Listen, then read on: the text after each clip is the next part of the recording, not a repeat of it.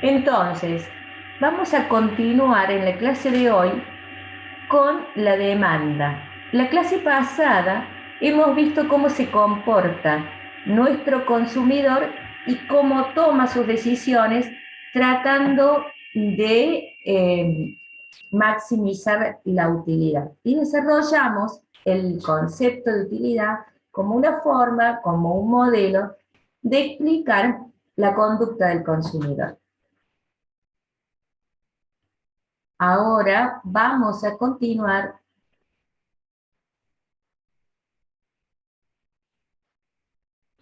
desde el concepto de demanda, o no.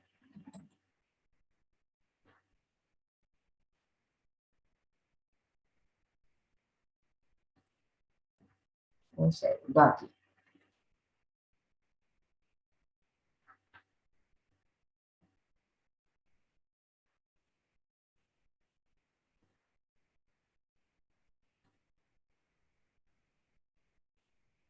Bien.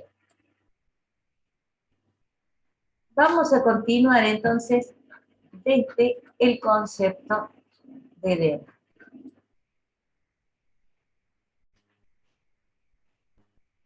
En relación con el mercado, hemos visto que vamos a estudiar dentro de lo que es el mercado, allí se van a encontrar la oferta y la demanda. Vamos a estudiar la demanda en este mercado que, como ya explicamos, es un mercado de competencia perfecta. Vamos a ver que en la competencia perfecta, lo más importante que ustedes tienen que entender en esta instancia es que un mercado de competencia perfecta implica que el mercado establece el precio. Es decir, a través de las interacciones entre la oferta y la demanda, se va a determinar el precio, el punto de equilibrio, que va a ser el precio en el que tanto la oferta como la demanda de alguna manera se encuentran satisfechos. Entonces, en este mercado de competencia perfecta, tenemos dos actores, tenemos nuestro consumidor, que son las familias, y tenemos nuestro productor o la empresa, o va a representar, quien va a representar la oferta. Entonces, nuestro consumidor representa la demanda y las empresas o el productor representa la oferta. A través de esta interacción entre la oferta y la demanda, vamos a encontrar el precio de venta de nuestro bien o del servicio que se ofrezca en este mercado. Acá hay una cuestión como muy simple de razonamiento de cuáles son las interacciones que ocurren en un mercado entre la oferta y la demanda. Si la demanda se aumenta, si nosotros queremos consumir más cantidad de este bien o de este servicio, al aumentar la demanda van a aumentar los precios, porque si la producción o la oferta se mantiene constante, quiere decir que el productor va a tratar de vender, va a preferir vender su producto o su servicio a aquel que le pague más. Y por ende, van a ir aumentando los precios. Pero siguen aumentando los precios ¿hasta qué nivel? Hasta un nivel en que el consumidor ya no quiera pagar más por ese bien o servicio. A partir de allí, la demanda disminuye, ya no lo quiere adquirir porque es demasiado oneroso. Entonces empieza a disminuir la demanda. Al disminuir la demanda, sigue constante la oferta o la producción, lo va a querer vender el empresario. Entonces va a ir disminuyendo los precios. Y va a ir disminuyendo los precios, y si de golpe ya es un precio sumamente accesible, puede que comience de nuevo a aumentar la demanda. Es decir, en este juego, en esta dinámica, es lo que ocurre en los mercados. Es lo que ustedes a lo mejor en algún mercado habrán, nosotros hablamos de transacciones, ¿bien? Pero pueden hablar de regateo en un lenguaje más común. Es cuando nosotros regateamos el precio de algo. ¿Qué ocurre si en nuestro consumidor vamos a trabajar siempre pensando en una oferta constante? Vamos a decir, aumenta el salario de nuestro consumidor, es decir, aumenta el dinero disponible de nuestro consumidor, Eso quiere decir que ahora, como estudiaron con la restricción presupuestaria, esa restricción presupuestaria se desplaza, ahora dispone de más dinero y puede consumir más cantidad de estos bienes y servicios. Por lo tanto, aumenta la demanda y esto puede traer como consecuencia un aumento de la producción. ¿Por qué? Porque hay más dinero circulante. Entonces, ya sabemos que van a consumir más y ese productor va a querer elaborar mayor cantidad porque quiere vender mayor cantidad. Y así aumentan los precios. Vamos a ir comprendiendo a medida que también comprendamos la oferta. Entonces, nuestro consumidor, que lo denominamos la familia, cuenta con una restricción que es la restricción presupuestaria, como bien vimos en la clase pasada.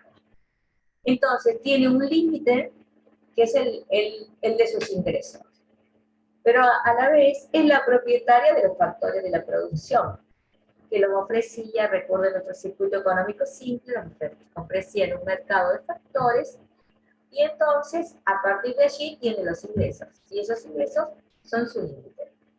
¿Qué es lo que, cómo va a interactuar este consumidor, esta familia? Va a definir el qué y el cuánto. Es decir, el qué y el cuánto dentro de las preguntas que también vimos ayer en la clase, qué y cuánto se va a ofrecer, qué y cuánto se puede vender. Porque acá estamos hablando no de algo que ocurre de hecho, sino algo que puede ocurrir. Es potencial, tanto la oferta y la demanda son potenciales.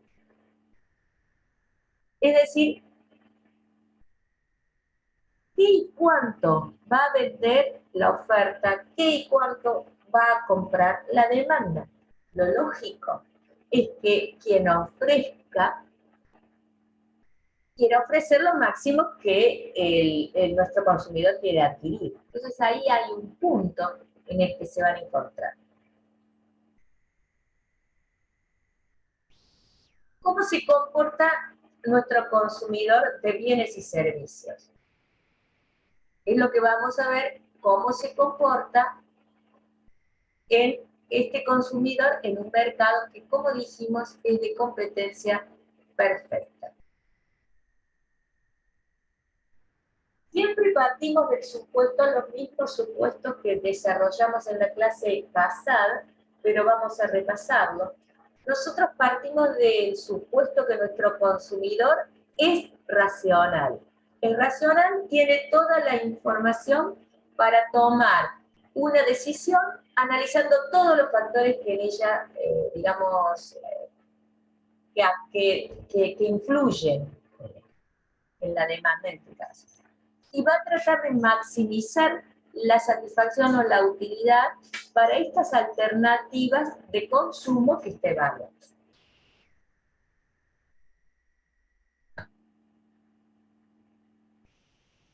Esto se relaciona con la cantidad del bien o del servicio que él va a querer adquirir, porque ya vimos que va a elegir una canasta de bienes y servicios y va a tratar de maximizar su utilidad y de maximizar la utilidad marginal, o sea, maximiza la utilidad total y busca que la utilidad marginal por cada peso gastado en cada uno de los bienes que conforman la canasta de productos que va a adquirir sea la misma. Y esto es lo que va a determinar la cantidad de cada bien o de servicio que este consumidor desea adquirir a determinado precio y en un periodo de tiempo determinado. Porque recuerden que el ingreso, la restricción presupuestaria, es en un periodo de tiempo determinado. Puede ser anual, puede ser mensual, puede ser trimestral, pero en un periodo de tiempo que está determinado. Acá tengamos en cuenta esta palabra, porque se relaciona con el deseo. Cuando hablamos de la demanda, no hablamos de algo que de hecho va a comprar. No, no, no. Hablamos lo que desearía o lo que estaría dispuesto a consumir a ese precio. Porque va cambiando con el precio. Vamos a ver. En realidad decimos que es potencial o que más bien es expectativa. Esto para una definición, tanto de la demanda como de la oferta, ténganlo en cuenta, porque a veces ustedes se refieren a la misma como si fuera un hecho. No, no, no son hechos. Son expectativas de consumo. Y por supuesto es una magnitud de flujo, porque tenemos una limitación que es temporal. ¿Bien?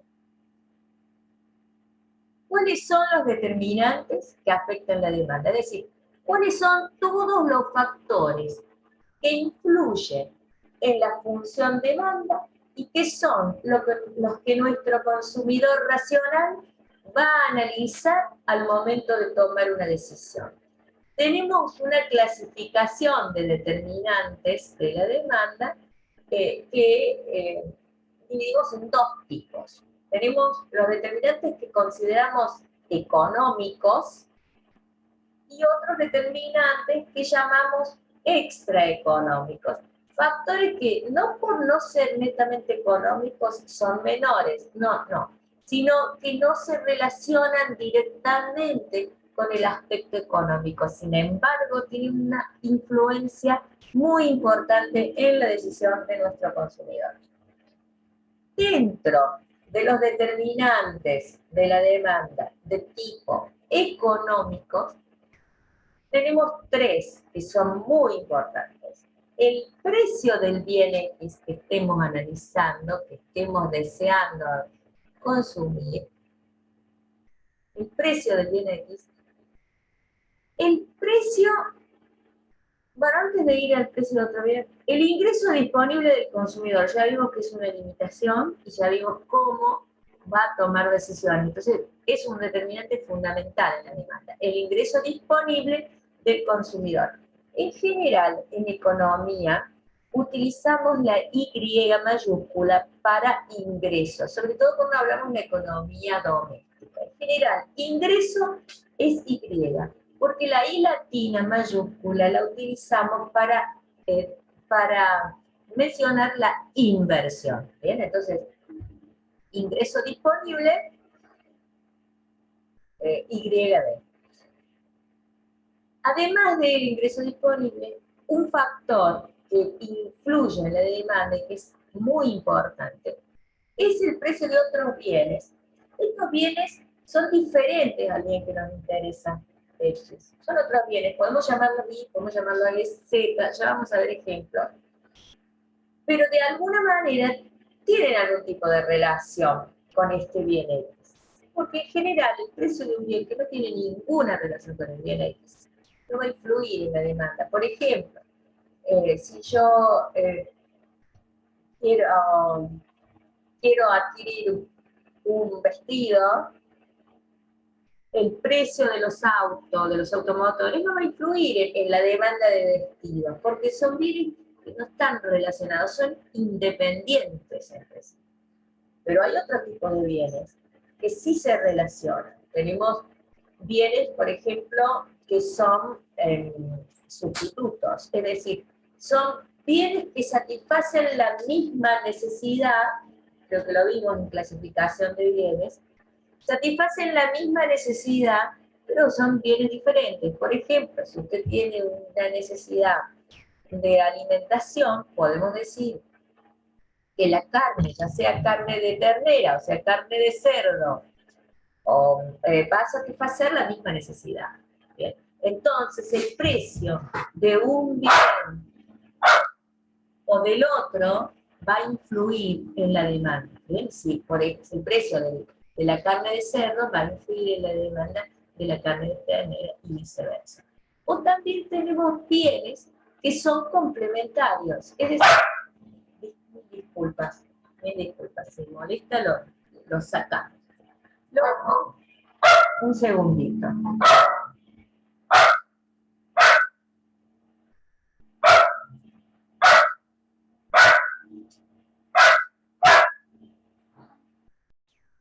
Bien, otro tipo de bienes que nos interesan en esta situación son los bienes complementarios, que son aquellos que cuando vamos a consumir uno, vamos a consumir el otro también. Por ejemplo, un ejemplo muy sencillo, el café y el azúcar. Okay. Hay gente que no toma azúcar, puede tomar edulcorante, pero generalmente vamos a consumir uno cuando consumamos el otro. Otro ejemplo que a ustedes les gusta más, el Fernet con coca, ¿bien? Van a estar complementarios. Si tengo un automotor, voy a consumir nafta, porque tengo que ponerle combustible. Entonces, va a influir uno en la demanda de gas. Y dentro de los determinantes que consideramos extraeconómicos, mencionamos el gusto del consumidor. Nosotros le llamamos gusto del consumidor, generalmente lo nombramos con la letra G mayúscula, pero representa una serie de aspectos subjetivos que hacen que nuestro consumidor de alguna manera tenga una preferencia por ese bien, ¿eh? O tenga, digamos, mayor o menor preferencia. Son aspectos subjetivos, no solamente propios de este consumidor, sino que también incluimos aspectos como el tamaño del mercado y alguna expectativa de ingresos o de precios. Si uno sabe que va a aumentar el precio de algún bien, puede que aumente la demanda para poder adquirirlo antes del aumento del precio, o si uno está observando que en corto tiempo va a cambiar de trabajo con una remuneración mejor, es probable que también influya, digamos, todos estos aspectos extraeconómicos, nosotros los consideramos en lo que llamamos el gusto del consumidor. Lo vamos a ver creo que en la siguiente filmina. Bien, acá. Vamos a decir entonces que la función demanda de un bien X depende de el precio de X, el precio de N, donde están estos otros bienes distintos de X, pero que vamos a analizar oportunamente, el ingreso disponible del consumidor y el gusto, este factor extraeconómico de nuestro consumidor. Acá tenemos detallado, y siempre cuando analicemos en este modelo de la teoría de la demanda, cuando analizamos cómo varía cada uno de ellos, partimos de la condición ceteris paribus. ¿Qué quiere decir? Que todos los demás determinantes permanecen constantes mientras solo va variando uno, el que está siendo objeto de nuestro análisis. Si tienen alguna duda y quieren preguntar, pueden utilizar los micrófonos, ¿no? Ya lo saben.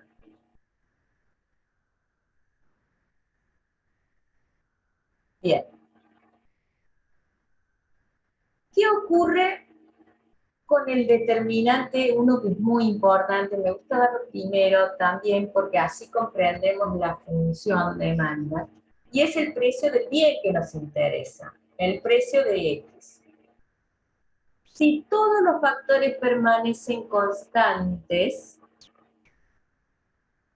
y solamente va variando el precio de X, nosotros vamos a observar en la función demanda cómo va variando la cantidad demandada de ese bien. ¿Y qué nos dice la demanda? Que a medida que aumenta el precio de X, nosotros vamos a demandar menor cantidad de ese bien, o sea, va en sentido inverso, son inversamente proporcionales. Y esto es lo que llamamos la ley de la demanda, que se define como la relación negativa entre el precio y la magnitud o la cantidad demandada de ese bien. Al subir el precio, disminuye la cantidad demandada. Al bajar el precio, aumenta la cantidad demandada. Lo veamos en un gráfico. Generalmente la demanda se la grafica de esta manera. Podemos utilizar tablas, pero cuando lo volcamos en un eje cartesiano, generalmente hablamos de la curva de la demanda, pero puede ser una recta. Es más, si nosotros tomamos a lo mejor periodos pequeños de variaciones, La demanda puede ser una recta, pero en general decimos, o la graficamos de forma genérica, como una curva asintótica en los extremos. ¿Bien? Tenemos el precio en el eje de las Y y la cantidad demandada en el eje de las Y. Veamos acá, en una recta, una curva de la demanda de hamburguesas en función del precio de las hamburguesas. Entonces vamos a ver que si las hamburguesas cuestan 3 euros, nadie quiere comprar. 0.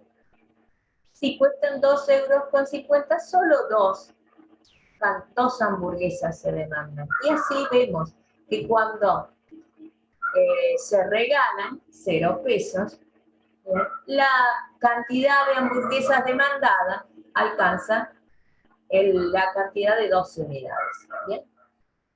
Las cantidades demandadas del producto aumentan a medida que se disminuye su precio y se reduce a medida que su precio aumenta. Tenemos acá un formato en tabla y tenemos un formato en temas. Veamos. Acá otro ejemplo. Esto es muy importante, porque cuando lo que varía es el precio de X, nosotros nos vamos a desplazar dentro de la misma curva de nuestra función demanda de X. Es decir, supongamos que tenemos un precio de las hamburguesas de 1 euro. Entonces, demandamos 8 unidades. ¿Bien? Supongamos que el precio aumenta a 2.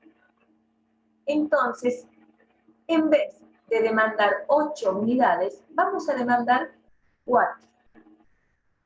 Y vamos a ir desde este punto A de la curva de nuestra demanda hacia este punto B. Es decir, nos movemos en la misma curva de la función. No sé si alguien escribió.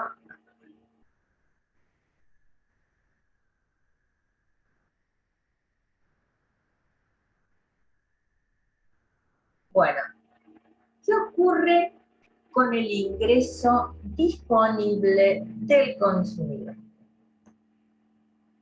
Aquí fíjense que nosotros estamos haciendo un gráfico un poco diferente. Esto siempre lo explico yo así, y vamos a ver el ejemplo que Juan Manuel lo pone a la inversa.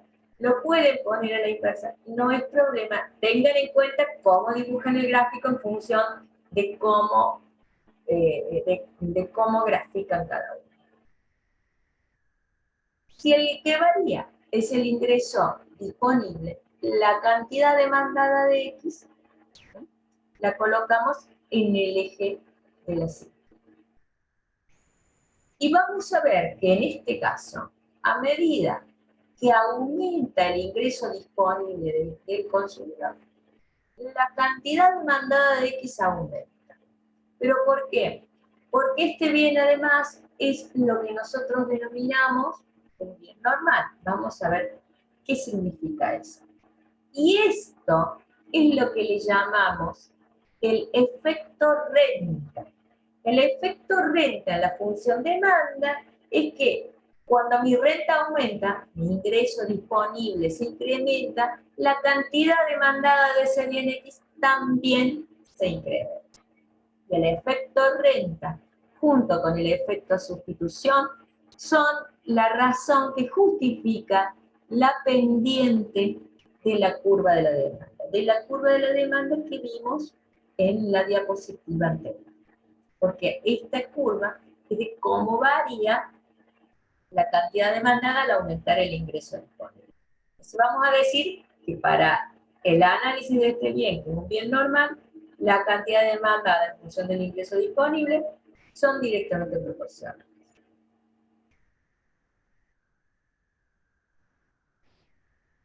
Ahora observamos esta situación para distintos tipos de bienes. Dijimos que la de bienes normales, a ver si puedo poner un puntero. Opciones de puntero. Dijimos que para un bien normal,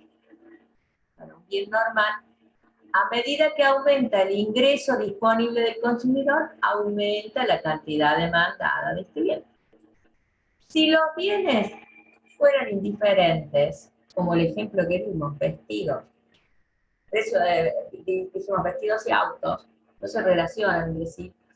A medida que aumente el ingreso disponible del consumidor, en realidad no varía. Entonces, a ver, un ejemplo de un bien que nos resulta indiferente para el ingreso. No, un ejemplo de un bien que nos resulta indiferente para el ingreso sería algún bien que nosotros debamos consumir determinada cantidad independientemente del ingreso.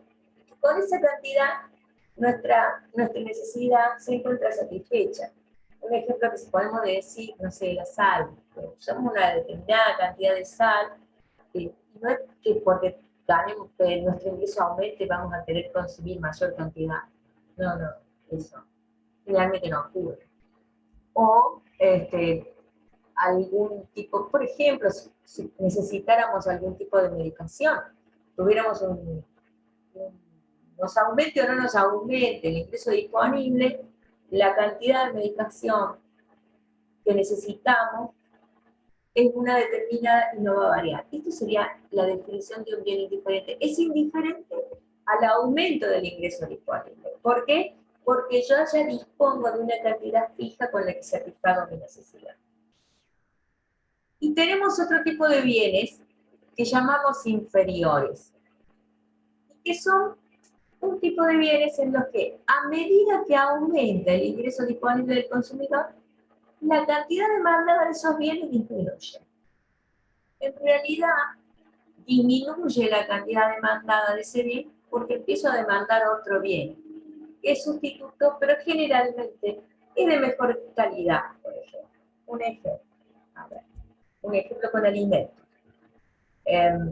Si ustedes tienen un ingreso determinado, probablemente adquiera para su alimentación jamón cocido, que tiene un valor, o paleta, que tiene un valor determinado. Pero si su ingreso aumenta considerablemente, va a empezar a consumir menor cantidad de paleta y va a empezar a consumir jamón crudo, que tiene un precio superior. Pero ahora su nivel de ingreso, como aumentó su restricción presupuestaria, se lo permite y va reemplazando ese bien por otro.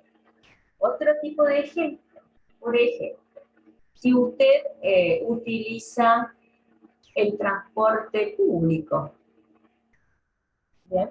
Si usted utiliza el transporte público, pero de golpe consigue un puesto de gerente en una empresa y se compra un auto, aunque sea un auto usado, va a empezar a utilizar cada vez más el automotor para satisfacer esa necesidad de transporte y va a empezar a utilizar menos el transporte público de pasajeros.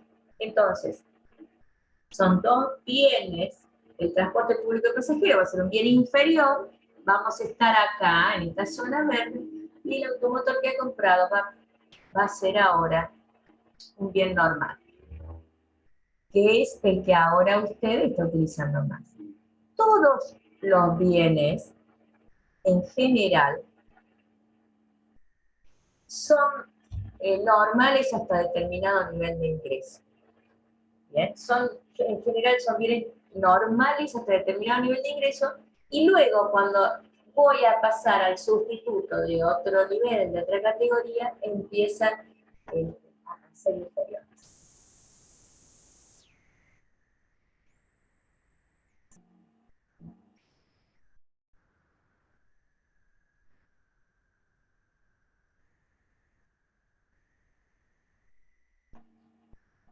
¿Alguna duda hasta acá?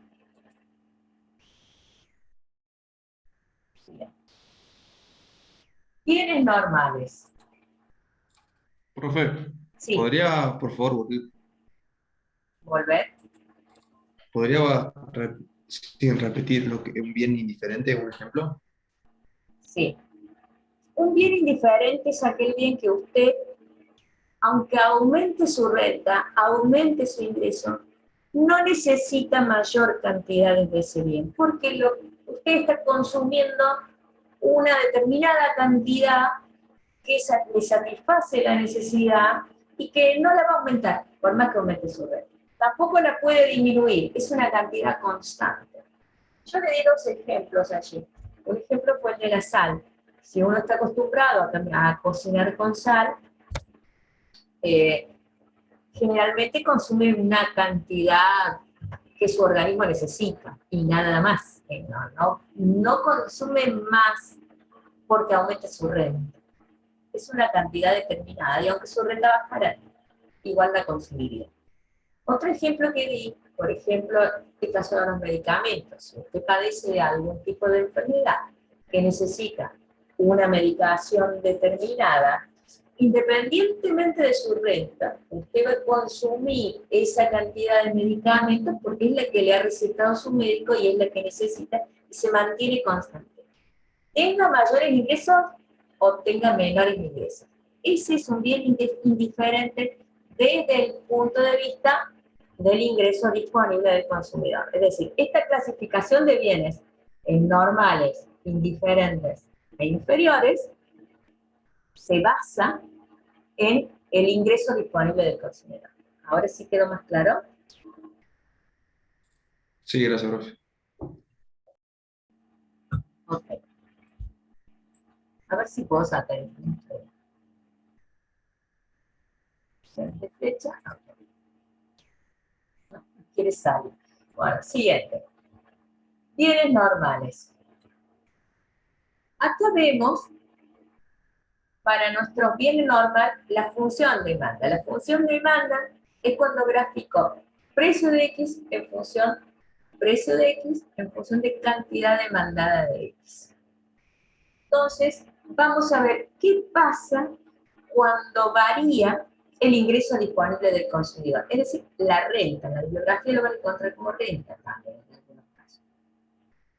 Supongamos que esta es nuestra función demanda, o sea, a cada nivel de precio, cuál es la cantidad de este producto que estoy dispuesta a consumir. Cuando aumenta mi ingreso disponible, y este bien X es un bien normal, lo que ocurre es que esta función demanda se desplaza. Se desplaza porque ahora mi ingreso disponible es mayor y por ende para cada precio la cantidad demandada de este bien es mayor. Y vamos a sacar. Entonces voy a estar en la línea verde, la demanda prima, donde se ha desplazado la función demanda, de manera que ahora mi ingreso disponible es mayor. ¿Comprenden? Es distinto al caso que aumentaba el precio. Cuando aumenta el precio y todos los demás determinantes son constantes, yo me muevo dentro de la misma curva, veamos la anterior, veamos la anterior.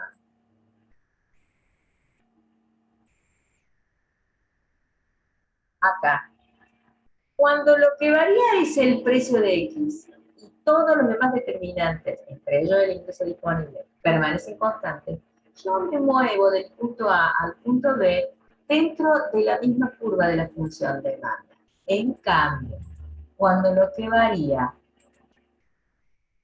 es alguno de los otros determinantes, como en este caso, el ingreso disponible, ocurre un desplazamiento de toda la función de demanda. Y esta es la diferencia que tiene este nombre. La función demanda se desplaza. Veamos la siguiente.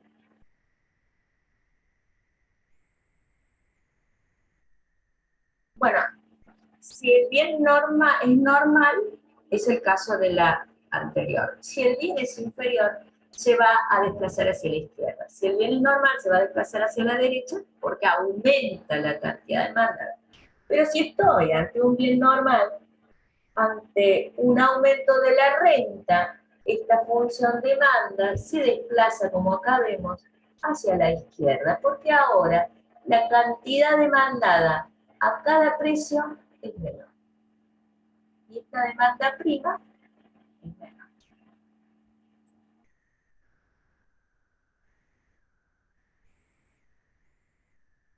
Entonces acá tenemos un resumen. ¿Qué ocurre? Cuando los bienes son inferiores, la demanda va disminuyendo. Pero cuando los bienes son normales, la demanda va aumentando. ¿Con qué? Con el aumento de la renta. Tenemos el caso de una renta 2, una demanda 2 superior a la renta de la demanda 1, y acá también. Pero acá estamos entre un bien inferior y entre un bien normal.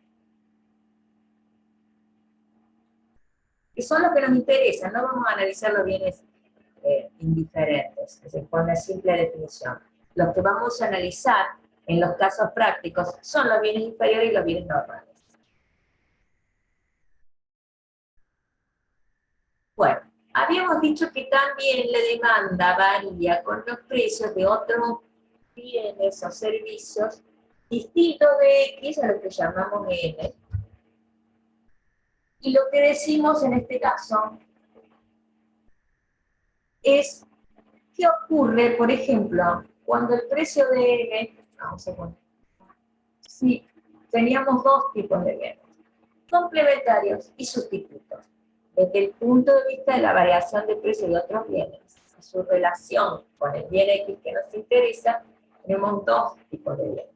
Los bienes complementarios, que son aquellos que yo voy a consumir al momento que consuma el bien X.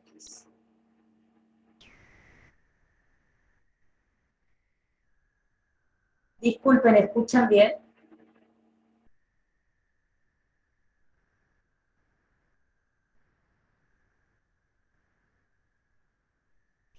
¿Escuchan bien?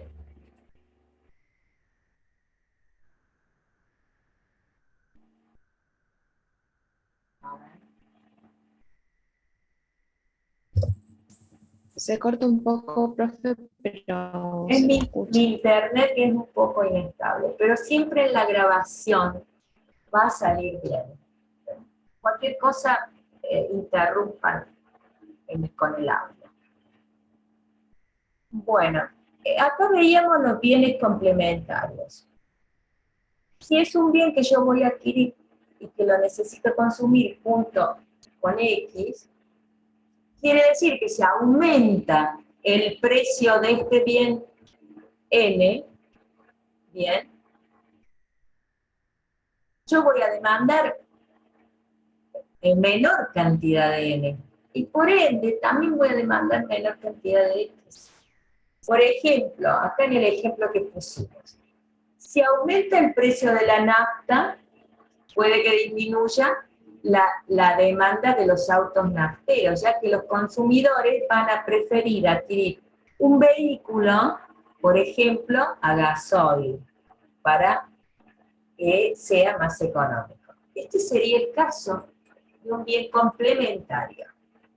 Entonces, ¿qué ocurre con la función demanda? Acá estoy graficando el precio de X en función de la cantidad demandada de X.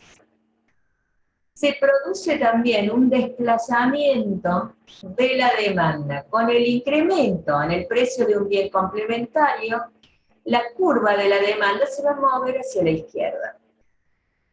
Porque voy a querer adquirir menor cantidad.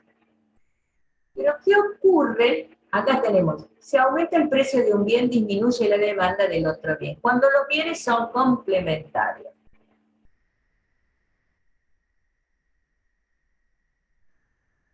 Pero ¿qué pasa si los bienes son sustitutos?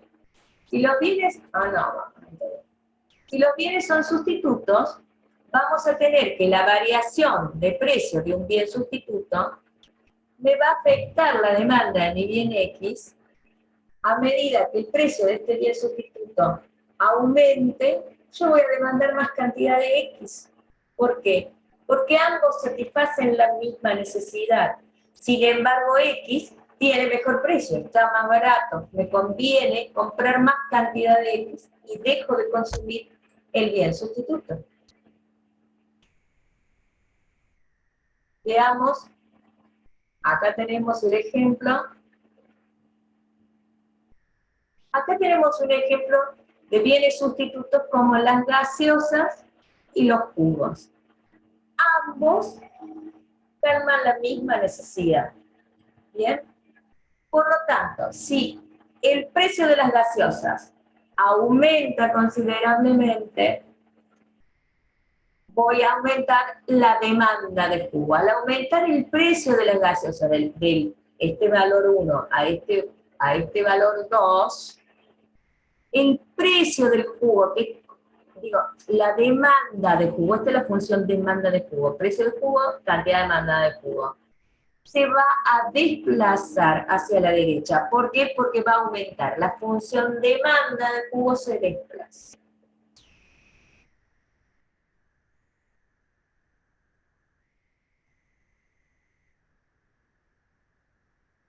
Siempre que el precio del bien,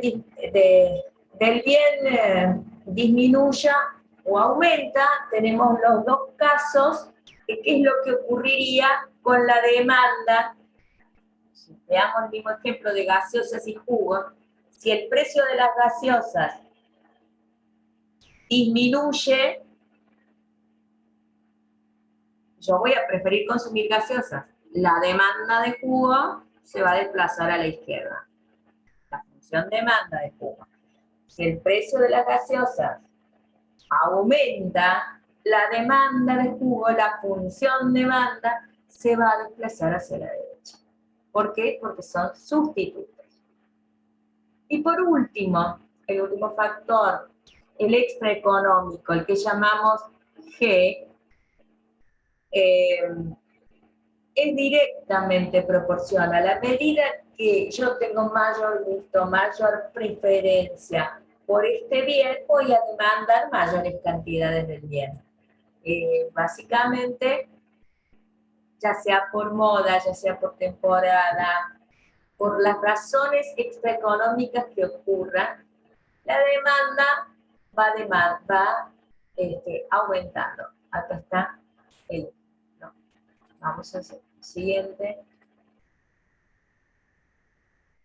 Entonces, acá recordemos, siempre que el que varía solo es el precio, lo demás constante, me muevo en la misma curva de la demanda. Mientras que, si varían los otros determinantes, es la función demanda la que se desplaza a la izquierda a la derecha, según sea la relación. Bueno, el último tema es elasticidad. Elasticidad es un tema netamente práctico, acá solo la vamos a definir, ya vamos a hacer ejemplos de elasticidad después con Juan Manuel, pero bueno, la elasticidad es una manera de medir estos impactos, es decir, la intensidad o la capacidad de respuesta hacia un producto o bien o servicio al aumentar o disminuir alguno de estos determinantes de la demanda que estuvimos analizando. Tenemos en la demanda 3 tipos de elasticidad, siempre recuerden 3. Elasticidad precio, que es que vamos a medir la intensidad de respuesta de la cantidad demandada de mi bien X ante una variación en el precio de X. Es la elasticidad precio. Después tenemos la elasticidad de ingreso, que va a medir la intensidad de respuesta o de variación en la cantidad demandada de X ante una variación, aumento o disminución del ingreso disponible del consumidor. Y la tercera elasticidad es la que siempre se olvida. Y yo les pido, no, traten de recordarla, de fijar este nombre. La llamamos elasticidad cruzada. Y la elasticidad cruzada es la que me va a medir la intensidad de respuesta de la cantidad demandada de un producto X ante la variación de precio de alguno de los otros bienes, digamos, ya sean complementarios o sean sustitutos. Justamente la elasticidad cruzada me va a permitir ver si estoy comparando bienes complementarios o bienes sustitutos.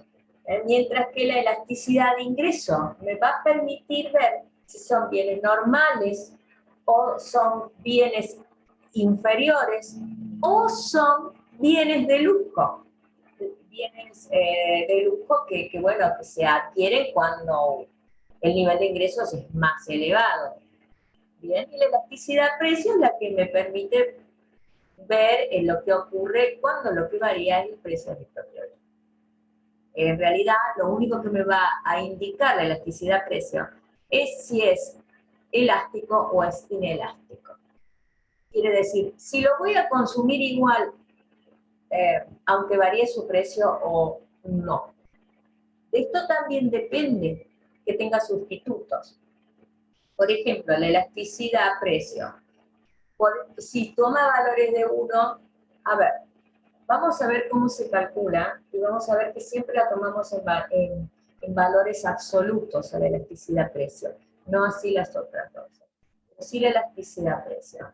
La elasticidad precio, vamos a tener un punto en el que es inelástica cuando no varía, por más que varíe su precio, o vamos a tener el punto mayor elástico y en el medio relativamente inelástica, relativamente elástica. Incluso puede ser unitaria. Acá tenemos algunos ejemplos de, fíjense acá, la cantidad, cuando es vertical, la cantidad siempre es la misma. No importa que aumente el precio. Por eso vamos a decir que son perfectamente inelásticas. Ante variaciones de precio, no modifico la cantidad de ese bien que voy a consumir. Acá tenemos otro ejemplo. La sal de los medicamentos. Pero en el caso de que fuera relativamente inelástica, es este ejemplo, no es vertical, pero su pendiente no me da grandes modificaciones en la cantidad. Hay modificaciones, pero no son tantas en la cantidad demandada a medida que aumenta el precio. Y acá tenemos el otro caso en el que la curva sea horizontal. Ahí vamos a decir que es perfectamente elástica, porque ante mínimas variaciones de precio, las variaciones en la cantidad demandada van a ser muy grandes. Y este es el caso de los bienes que tienen sustitutos perfectos. Veamos. Acá tenemos relativamente elásticas, es más la realidad, relativamente elásticas. Lo que nosotros vamos a decir con elasticidad de precios si son relativamente elásticas o relativamente inelásticas, básicamente es eso. Acá hay pequeñas variaciones en el precio que me generan grandes variaciones en la cantidad demandada de bien.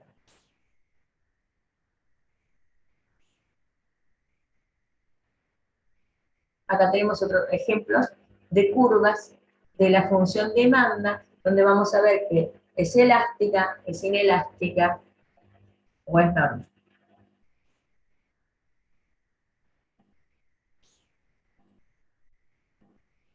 Bien, vamos a dejar de compartir. Yo les voy a ir adelantando. En realidad lo que vamos a ver en la elasticidad es cómo, digamos, vamos a tratar de medir la variación, por ejemplo, de la cantidad demandada cuando va sobre la variación del precio en un porcentaje, realmente. Lo podemos ver en porcentaje o lo podemos ver en valores unitarios. Lo importante es que sepan que siempre esta variación la tomamos en valor absoluto. Y vemos si se trata de una función de demanda elástica o inelástica. Los otros, digamos, vamos a profundizar en la próxima clase el tema de la elasticidad con algunos ejemplos. En el caso de la elasticidad de ingreso, vamos a poder diferenciar si los bienes son inferiores o son normales. Y con la elasticidad cruzada, si los bienes son complementarios o son sustitutos. En la elasticidad de ingreso no solo bienes inferiores y normales, sino también de lujo. ¿Alguna duda hasta acá de los determinantes de la demanda? Sí, profe. Tengo una consulta porque no alcancé a notar en realidad. En el caso de la elasticidad cruzada, ¿qué era lo que teníamos que tener en cuenta? ¿Cuáles eran los factores que intervenían?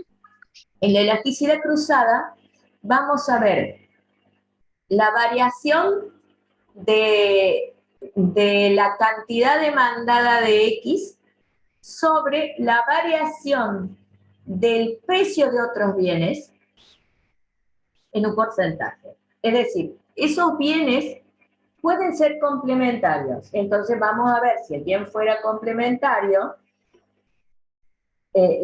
a medida que varía, supongamos, si aumentara el precio de este bien, a ver, busquemos un ejemplo. Un bien complementario, digamos, Coca-Cola y Fernet. Supongamos que usted consume Fernet siempre con Coca-Cola. Entonces, si el precio del Fernet varía, usted aumenta, usted va a consumir menos Coca-Cola porque va a consumir menos Fernet. Entonces vamos a ver la variación de la cantidad demandada de Fernet, de Coca-Cola, en función de la variación del precio de Fernet. Y ahí va a observar que la relación es inversa. Entonces, a medida que aumenta, o sea, la variación del precio de Fernet, va a disminuir la cantidad demandada de Coca-Cola. Y por ende, usted va a determinar con esta elasticidad cruzada que el bien es complementario. Si el bien fuera sustituto, eso sería al revés. Si varía el precio, por ejemplo, un bien sustituto, el ejemplo del jugo y la gaseosa, que son sustitutos. Bien, si varía, si aumenta el precio de las gaseosas, va a aumentar la demanda de jugo. Entonces, yo voy a poder observar con elasticidad cruzada si los bienes son complementarios o si son sustitutos. ¿Está claro? En función de los valores que obtenga, por supuesto. En función del signo. Porque ahí sí voy a tomar la diferencia con el signo. ¿Quedó claro? Sí, profe, gracias. Bien. ¿Alguien más tiene otra consulta?